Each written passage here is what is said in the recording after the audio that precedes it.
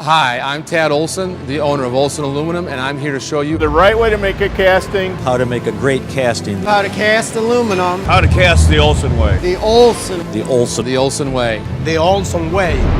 We specialize in pressure-tight, leak-free casting. Our castings actually machine like bar stock. Free of voids, free of shrinkage, free of porosity.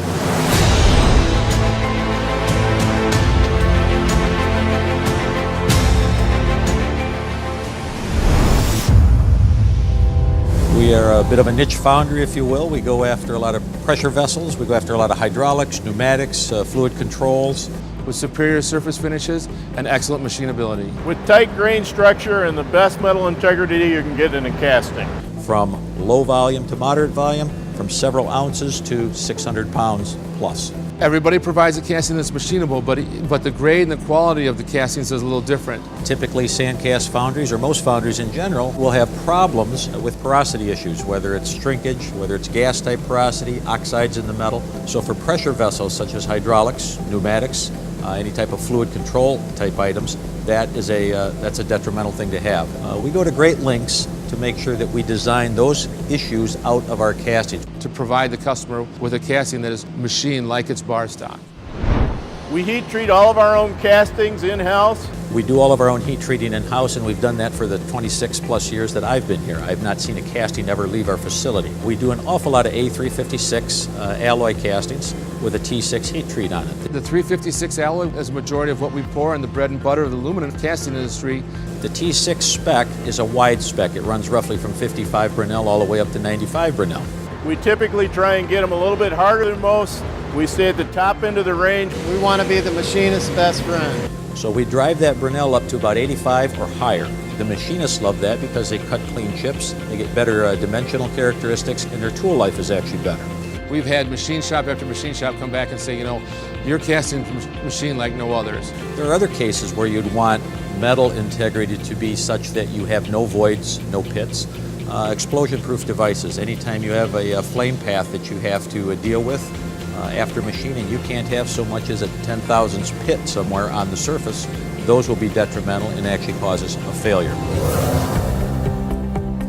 The secret. So I'll tell you the secret. Oh, no, we can't show that. Well, I suppose you could say there's a number of secrets. Okay, the real secret is the consistency in which our guys use our rotary degassers to degas the metal and get it as pure and clean as what we need for all of our customers on a regular basis. Fortunately, they're not really secret. It's basically good casting practice. When you melt aluminum, it creates hydrogen gas bubbles in the metal.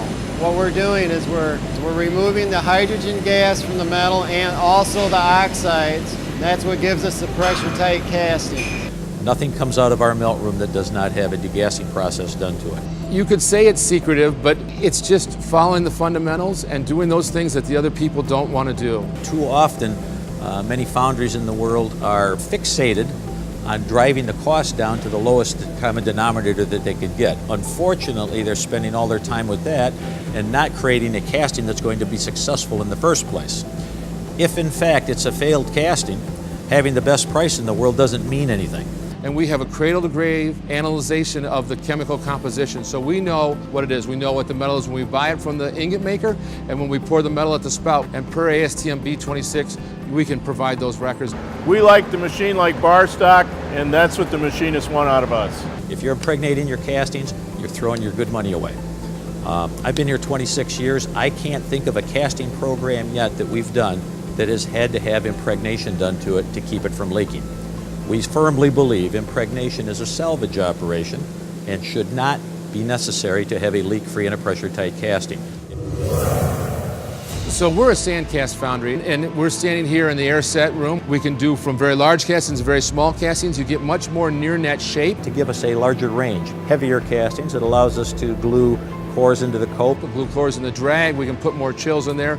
It helps with a more complex casting design. We also have a green sand foundry, which has been around for quite a while. And that is a silica sand with oil and Petrobond clay mixed in it to give it its strength. Making match plate castings, cope and drag castings, Hunter edition for the automated. And our Petrobond green sand gives extremely good surface finish. It's somewhat like a die casting. The green sand foundry works great with higher production orders, and that's sort of the bread and butter of where we've been and where we've come from.